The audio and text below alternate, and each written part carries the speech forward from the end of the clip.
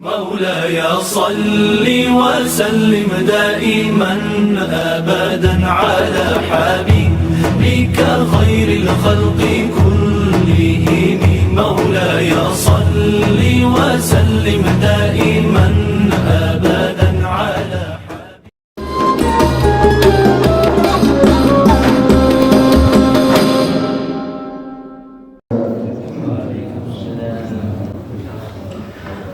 الحمد لله القائل في كتابه الكريم وهو أصدق القائلين أعوذ بالله من الشيطان الرجيم بسم الله الرحمن الرحيم يا أيها الذين آمنوا كتب عليكم الصيام كما كتب على الذين من قبلكم لعلكم تتقون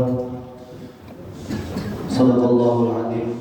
الآية جماعة kaum muslimin dan muslimat jamaah subuh Baitul Ma'mur, Masjid Baitul Ma'mur yang mudah-mudahan kita dimuliakan Allah Subhanahu wa taala. Alhamdulillahirabbil alamin. Di subuh ini seperti biasa kita memulai aktivitas kita di hari puasa yang kelima ya. Kelima ya.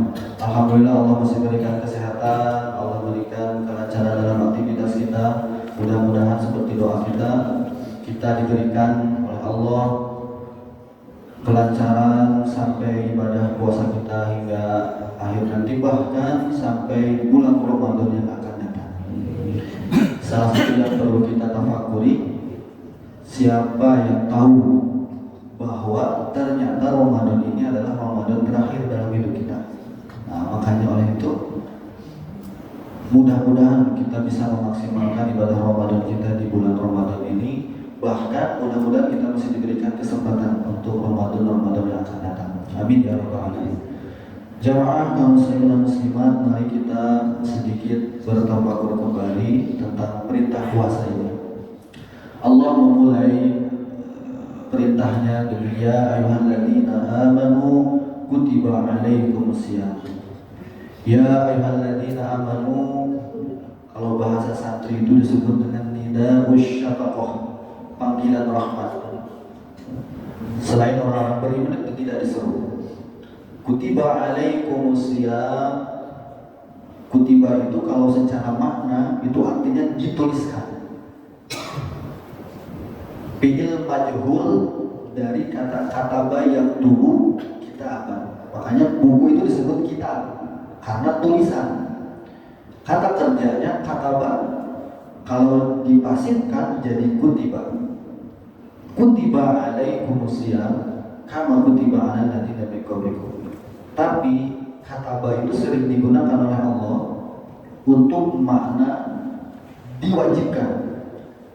Karena apa? Karena syariatnya tertulis di dalam Al-Qur'an langsung, bahkan di kitab-kitab sebelum Al-Qur'an. Makanya Allah menjelaskan kama kutiba alal ladzina min qablikum, sebagaimana diwajibkan kepada umat-umat sebelum kita.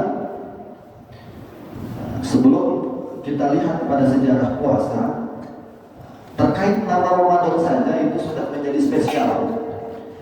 Dari 12 bulan yang Allah berikan untuk umat muslim, umat Islam, dari mulai Muharram sampai Dzulqa'dah, cuma satu nama bulan yang Allah sebut langsung dalam Al-Quran, yaitu bulan Ramadan. Jadi Al-Quran yang 30 juz itu 114 surat, tidak ada nama bulan Muharram, bulan Safar, bulan Rajab, bulan Rabiul Awal, Rabiul Akhir, Rajab, terus gak ada satupun nama bulan selain satu saja yang disebut oleh Allah, bulan Ramadan. Syahrul Ramadan alladzi unzila fihi al-Qur'an. Jadi jelas kalau sebutkan langsung Syahrul Ramadan.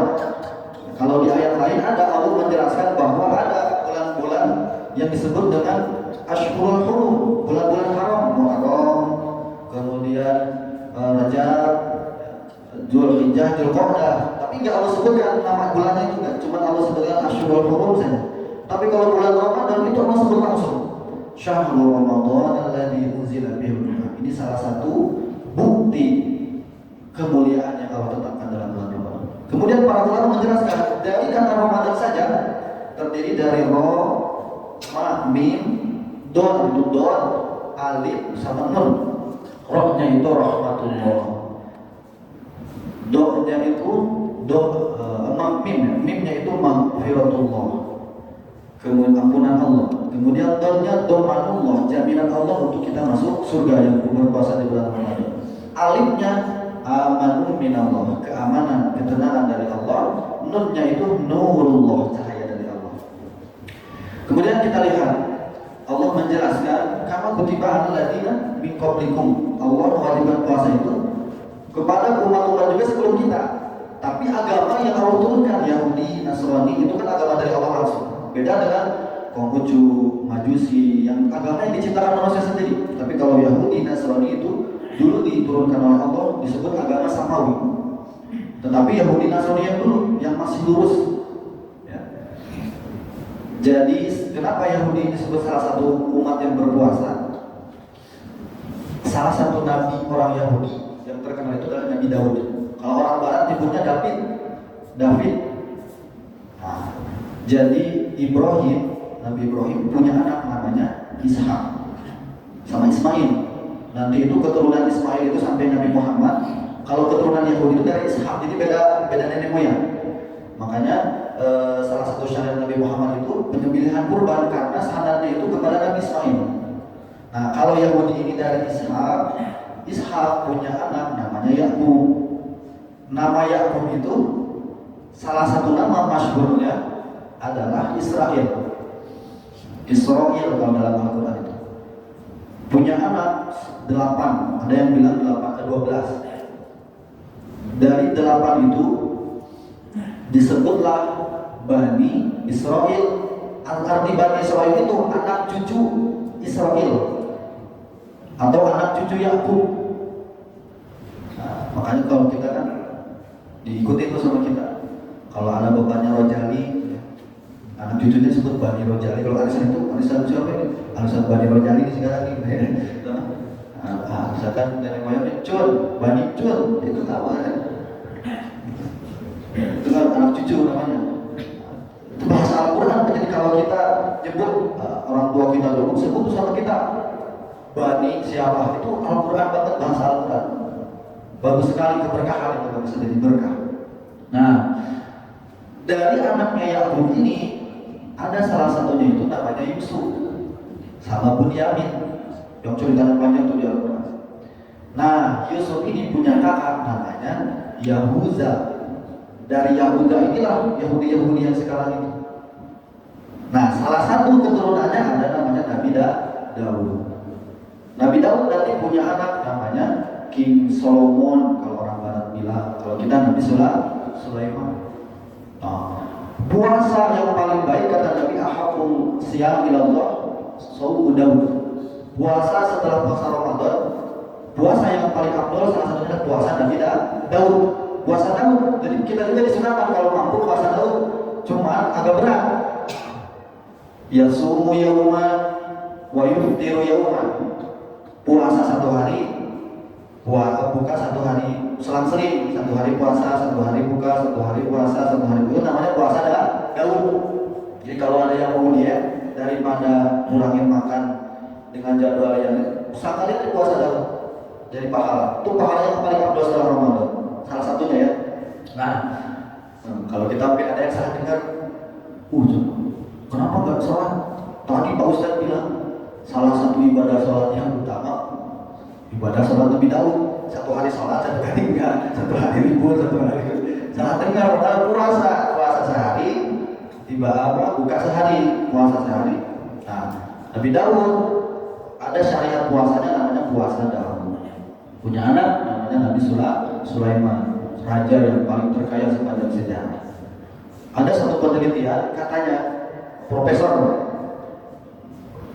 katanya Sulaiman itu nama orang Jawa. Gak ada nama Nabi, ya, ada E-nya Sulaiman, tahu kan? Bahkan kerajaannya itu asalnya itu di tanah Jawa, dikaitkan dengan Sulaiman, kata Sulaiman. Di dekat kata Sulaiman, katanya tanah Jawa ada lebih hafal. Ada namanya Candi Boko katanya. Nah, Candi Boko itu diambil dari kata Bilqis karena sejarah Nabi Sulaiman ada kaitannya dengan Ratu Bilqis. Kan ada candinya. Nah, Candi Boko itu adalah kerajaan atau Bilqis. Sulaiman, tempat kerajaan Nabi Sulaiman. Namanya penelitian, sah-sah saja kalau datanya ada. Profesor yang bisa di-searching kalau nggak percaya. Namanya Profesor Fahmi Bashar.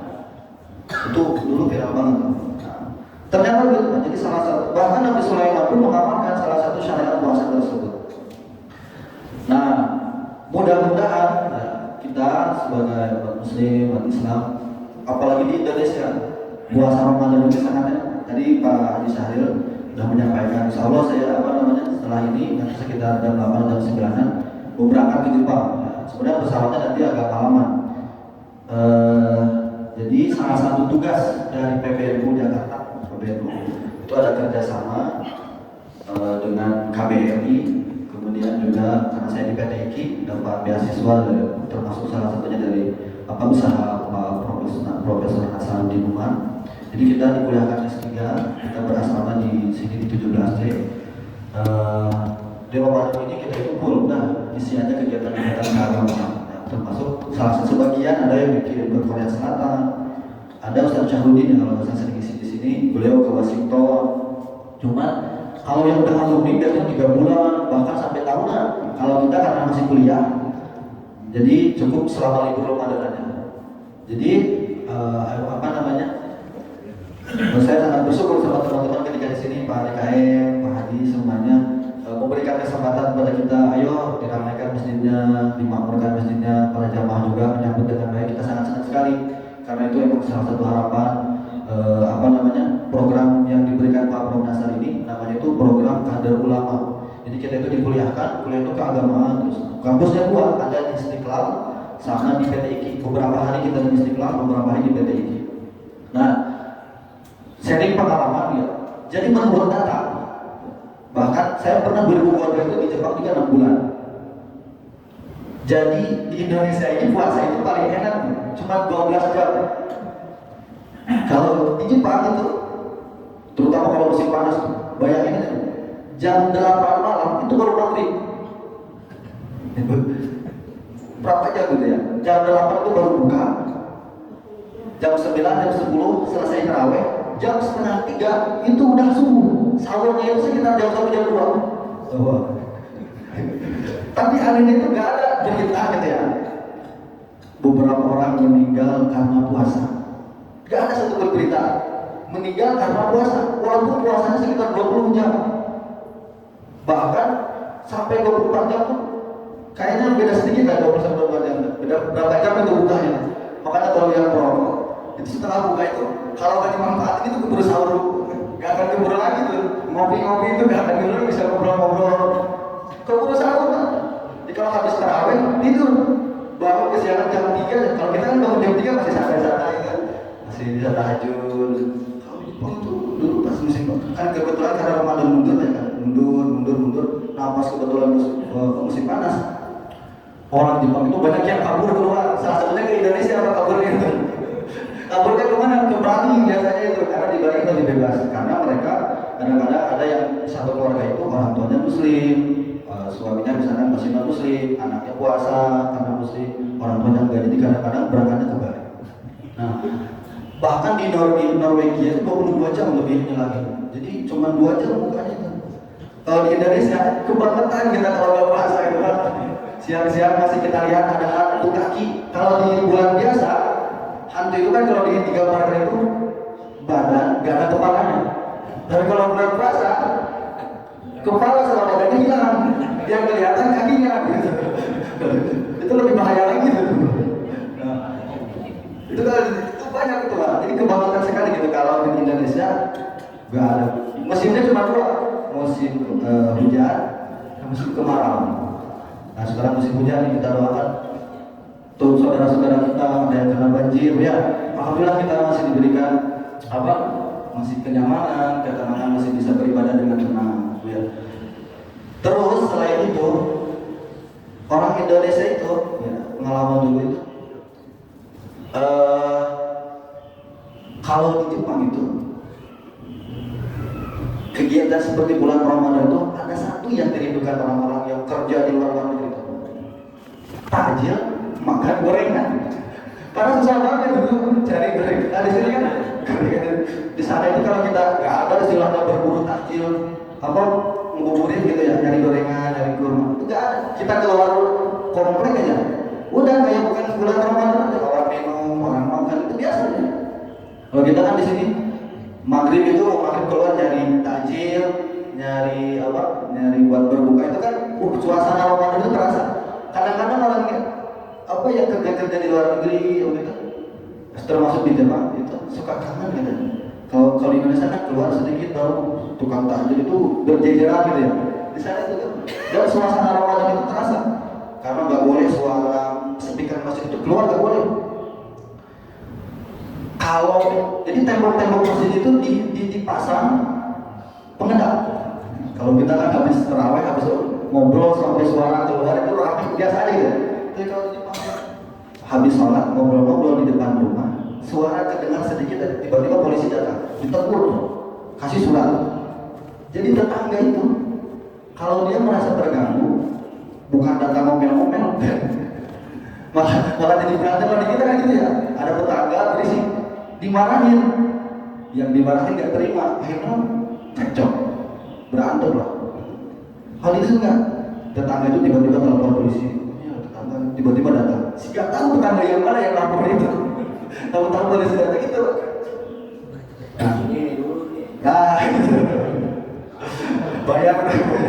Habis itu kita, habis itu betul-betul ya, makanya suasana Ramadan seperti di Indonesia itu betul-betul dirasakan. Makanya ada program dari pemerintah itu, termasuk salah satu lewat PBNU, beberapa dai yang udah S2, S3 dikirim ke luar negeri untuk berdakwah, memakmurkan masjid-masjid. Mereka itu rindu sekali ada kajian, rindu diimami oleh imam sholat, karena selama ini mereka kan sibuk ya kerja.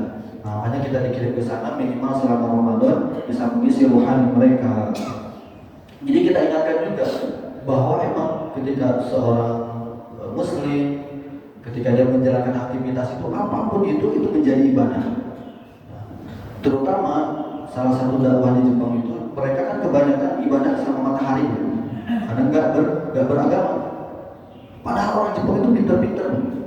Tapi kok bisa menyembah matahari? Padahal secara logika, kasihan bener gitu kan, Tuhan yang matahari kalau musim hujan begini gak muncul gitu. Itu kan, kalau secara logika kan sederhana gitu ya. Masa Tuhan gak muncul karena gara-gara gerimis gitu kan? Iya. Padahal pinter-pinter. Terakhir 2022 itu Jepang itu, saya diajak ke salah satu perguruan tinggi universitas. Dilihatin sama mahasiswa yang Indonesia yang sedang datang beasiswa di sana, progres orang Jepang. Salah satu 2022 itu menciptakan manusia, menciptakan robot kulitnya sama dengan kulit manusia. Proyek 2022 nggak tahu sekarang udah seperti apa. Katanya kalau sudah sempurna seperti manusia persis bakal dirilis. Itu saya lihat langsung lah. Dia ciptakan kulit itu seperti kulit manusia. Cuma pas waktu itu kekurangannya itu nengoknya apa, kepalanya itu masih seperti robot. Nah itu katanya mau disempurnakan seperti manusia. Itu kecerdasan, kelebihan orang-orang di luar sana yang ke depan ini generasi kita kayak adik-adik kita, anak-anak kita itu ke depan kalau tidak kuat akidah dan keimanannya itu akan menjadi ancaman. Bapak Ibu boleh searching di Google.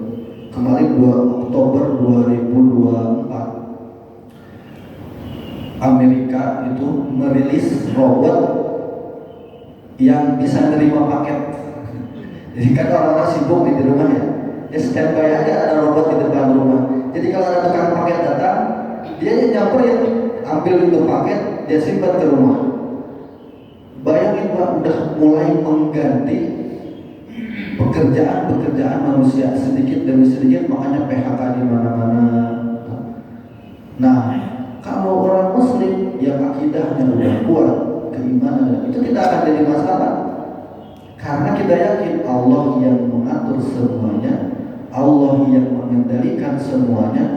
Bagaimanapun usaha orang-orang di luar Islam ingin menguasai dunia, tetap Islam kita umat muslim tetap akan jadi paling atas, paling nomor satu. Segala sesuatu Allah takar dengan kadar kemaslahatan manusia, termasuk puasa. Seperti tadi, gak ada ceritanya orang muslim meninggal karena puasa. Bahkan puasa itu udah jadi fitrah, Pak. Jadi kalau di Jepang itu banyak yang curhat gitu, Ustaz, saya gimana ya? Di Jepang itu salah satunya, Pak, kalau kerja itu nggak boleh sholat, dia dikasih waktu sholat. Kebanyakan walaupun ada satu dua yang memberikan kesempatan. Jadi kalau ada pekerja istirahat untuk sholat, ditanya, kamu itu kesini mau kerja mau ibadah? Kalau ibadah nggak usah di sini, pulang aja ke negara asal. Biasa gitu. Terus puasa, orang Jepang itu heran, kok bisa gitu umat muslim cuman makan sahur, kadang makan sahurnya 3 kormanya karena kesiangan, tapi mampu gak minum, gak makan sampai maghrib, kok gak mati gitu. Kok gak mati gitu, karena mereka itu khawatir kalau ada pekerja mati yang jadi tanggung jawab yang kena perusahaan. Jadi betul-betul diawasi. Makanya dilarang, gak boleh puasa. Ya udah puasa diam-diam aja. Dilarang dan diawasi, gak apa-apa. Nanti ketika pulang maghrib, rapor aja semua tuh dari duhur asar, dari pada enggak sama sekali. Insya Allah kalau urusan diterima atau enggak, karena udah resiko. Ketika kita seorang berangkat ke sana kerja, di rumahnya ada keluarga yang harus misalkan dinafkahi, itu juga ibadah. Yang penting jangan ditinggalkan. Islam itu fleksibel. Ketika kita ada dalam kesulitan, Allah memberikan keringanan. Dalam perjalanan, yang berpuasa boleh berbuka. Sholat tidak sempat ada istilahnya sholat jamaah, sholat qashar. Jadi jangan ditinggalkan begitu saja. Termasuk puasa itu fitrah dari Allah. Makanya Islam itu mengharapkan puasa wisol. Puasa wisol itu puasa berlanjut maghrib, isya itu gak buka, itu namanya puasa wisol. Gak boleh, karena itu menyalahi fitrah. Karena fitrah dari syariat ya sampai maghrib aja. Makanya ada istilah takjil. Takjil itu menyegerakan berbuka. Jadi haram hukumnya puasa lanjut sampai maghrib, sampai isya, gak boleh, harus berbuka karena itu fitrahnya. Makanya kata Nabi sebaliknya, sumu tasihu, puasalah kalian maka kalian akan sehat. Mudah-mudahan Bapak Ibu sekalian kita diberikan rahmat oleh Allah Subhanahu wa taala. Mudah-mudahan ini bukan Ramadan terakhir kita. Mudah-mudahan kita mesti diberikan umur ibadah di bulan-bulan yang akan datang, minimal sampai Idul Fitri kita kembali menjadi minal ahidin wal faizin. Wallahu muwaffiq ila aqwamit thoriq. Assalamualaikum warahmatullahi wabarakatuh. Sallallahu ala Muhammad sallallahu alaihi wasallam. Sallallahu ala Muhammad sallallahu alaihi wasallam. Sallallahu ala Muhammad sallallahu alaihi wasallam. Sallallahu ala Muhammad sallallahu alaihi wasallam. Sallallahu ala Muhammad sallallahu alaihi wasallam. Sallallahu ala Muhammad sallallahu alaihi wasallam.